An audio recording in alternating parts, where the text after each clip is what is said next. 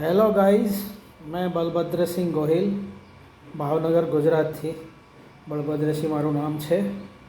તો આજનો વિષય આપણે રાખશું કોરી ક્રીક, સીર ક્રીક, જો કચ્છમાં આવેલી છે એના વિશે જાણકારી આપવામાં આવશે. તો આજે તો પહેલાં તો બધાને રામનવમીની બહુ બહુ અભિનંદન પાઠવું છું. અને ભગવાન રામચંદ્રજીને આપણે યાદ કરીને આપણા ટૉપિક ઉપર, ઉદ્દેશ ઉપર અને આપણા વિષય ઉપર આગળ જઈશું. તો આજ આપણો વિષય છે કોરી ક્રીક, સીર ક્રીક.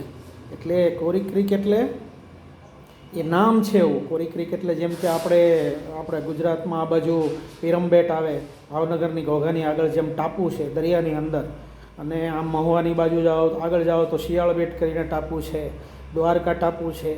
એવી રીતે આગળ આપણો કચ્છ બોર્ડર ઉપર અને આગળ પાકિસ્તાન બોર્ડર ઉપર નાનો એવો ટાપુ છે, પણ થોડોક પાણીની અંદર ને થોડોક બહાર જરી જરી દેખાય. બબે ચાર ચાર આંગળ જમીન હોય છે અને છીછરું પાણી હોય છે.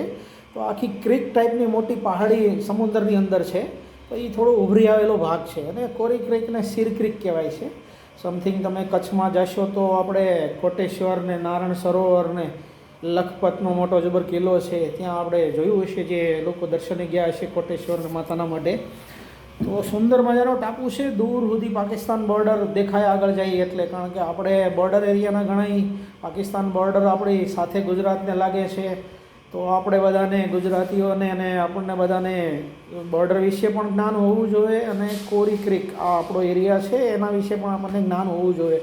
ભવિષ્યમાં ક્યારેક લડાઈ થાય તો ત્યાંથી બધા આક્રાંતાઓ આવીને આપણી ઉપર એટેક કરી શકે, ઇન્ફિલ્ટ્રેશન કરી શકે, પેટ્રોલિંગ કરી શકે, અને આ બધી લડાઈઓ થાય એના માધ્યમથી આપણને ભૌગોલિક પરિસ્થિતિ અને આપણો એરિયા, જેમ લખપતથી માંડીને ઠેઠ તમે જુઓ તો આપણો જખો, દ્વારકા, આ બધો ભાવનગર સુધીનો દરિયા, અને આમ સોમનાથ સુધી સમુદ્ર છે આપણો. પણ બોર્ડર એ બાજુ લાગે થોડી કચ્છ એરિયામાં, ત્યાં પાકિસ્તાનની બોર્ડર છે. પણ આ બાજુ નેવીનું થોડું ઇન્ફિલ્ટ્રેશન, મોટા અત્યારે તો આધુનિક ઉપકરણો અને મોટા નેવીના શિપ ને સબમરીન થઈ ગયા છે. તો એ આવી શકે એટલા માટે આપણે સતર્ક રહેવું જોઈએ અને થોડીક જાણકારી હોવી જોઈએ આપણને આપણી ભૂમિદળની તથા નૌકાદળની. આપણું નૌકાદળ સજ્જ છે ત્યાં, અને કોસ્ટગાર્ડ એ પેટ્રોલિંગ કરે છે એ એરિયામાં. ઠીક છે ને. તો આપણને કોરી ક્રીક અને સીર ક્રીક એ આપણો એરિયા છે અને આપણને ખ્યાલ હોવો જોઈએ. જો કે કોટેશ્વર, નારાયણ સરોવર તમે જોયું છે, એનાથી આગળ તકરીબન દરિયાની અંદર 2-3 કિલોમીટરની આસપાસમાં છે. એનાથી પણ આગળ આપણો એરિયા છે. એટલે જો સરકારને પણ વિનંતી કરવામાં આવે કે ત્યાં જો પોસ્ટ સારી મજાની બનાવે, લશ્કરી આપણું થાણું જો સ્થાપિત કરી દે, તૈરતી પોસ્ટ, જો કે સંભવ નથી પોસ્ટ સ્થાપિત, પાણી છે અને થોડું ચીચડું છે, થોડોક પ્રોબ્લેમ આવે આપણને, તો ત્યાં સ્થાયી થાણું નાખી દે અને કાં થાય બોટ દ્વારા એક નાની પોસ્ટ બનાવી દે, તો આપણી બોર્ડર એરિયાને, કચ્છને ઘણું બધું આપણને પ્રોટેક્શન મળે અને આપણી દેખરેખ નીચે રહે, અને ભવિષ્યમાં આપણા ટુરિસ્ટો પણ ત્યાં જઈ શકે અને કાફી સરકારને પણ આમદની થઈ શકે. બોટમાં પ્રવાસન આવે, બધા બહારના વિદેશીઓ પેટ્રોલિંગ દ્વારા ત્યાં જાય ને આનંદથી બધો સમુદ્રનો બોટમાં એરિયા જોવે.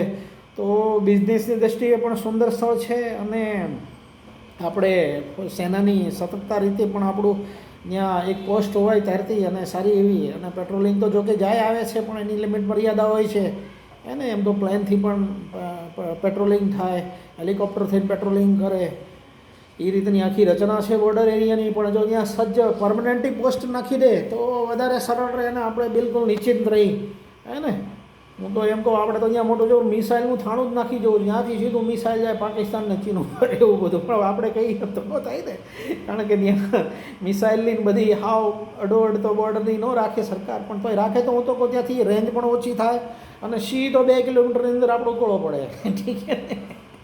તો કોરી ક્રીક અને સીર ક્રીક. કોરી ક્રીક એટલે એક પાણીની અંદરનો ટાપુ છે, એનું નામ કોરી ક્રીક છે, અને બીજો છે સીર ક્રીક. એટલે આખી શૃંખલા છે. આગળ થોડાક જઈએ એટલે ત્યાં બધા મછવારાઓ એના પણ આવે, આપણા પણ મછવારાઓ બધા માછલી પકડવા માટે જાય, ત્યાં રેસ્ટ કરે, આરામ કરે, અને છીછરું પાણી છે, ગોઠણ સામું ને 4-4 આંગળ જેટલું, અને આરામથી બધા ફરી શકે એમાં. ઠીક છે ને. જ્યારે બહુ સમુદ્રની ઓલી જ્વાર ભાટ કે અને પાણી આવે ને જાય, અને જ્યારે બહુ ઓછું પાણી આવે, જ્વાર ભાટા ઓછી હોય, ત્યારે થોડી ઘણી જમીન આપણને દેખાય, પણ બહુ સંભવ ઓછો છે, પણ છીછરું 4-4 આંગળ પાણી નીચું રહે. એટલે જમીન સ્થળમાં બિલકુલ ટાપુ છે આપણો ત્યાં, અને પાણી છીછરું છે એને લીધે બધા ખલાસીઓ, આપણા મછવારાઓ, બોટવાળા, હે ને, એ બધા ત્યાં આરામથી વિશ્રામ કરે અને લંગર નાખીને ત્યાં મછલીઓ પણ ઘણી બધી માત્રામાં ઉપલબ્ધ થાય છે માટે પાકિસ્તાનવાળા પણ ત્યાં આવીને મછલીઓ પકડી જાય છે અને આપણાવાળા પણ મછલીનો ઉદ્યોગ જે છે એ પ્રમાણે પેટ્રોલિંગ કરીને મચ્છ ઉદ્યોગોવાળાની બોટો ત્યાં સુધી જાય છે અને બધી મછલી પકડે છે. ત્યાં સારી સારી મછલીને સારો સારો તાજો ફ્રેશ માલ ત્યાંથી એ લોકોને સમુદ્રની અંદરથી મળે છે. ઝીંગા અને મોટી મોટી નાની મોટી મછલીઓ જે ટાઈપની હોય છે એ પ્રમાણે. તો એ આજનો ઉદ્દેશ અને સબ્જેક્ટ કોરી ક્રીક હતો. તો તમને બધાને આ બધું સાંભળીને ઘણો જાણકારી મળી એ બદલ બહુ આપ બધાનો આભાર, ધન્યવાદ. જય માતાજી, જય હિન્દ, જય ભારત.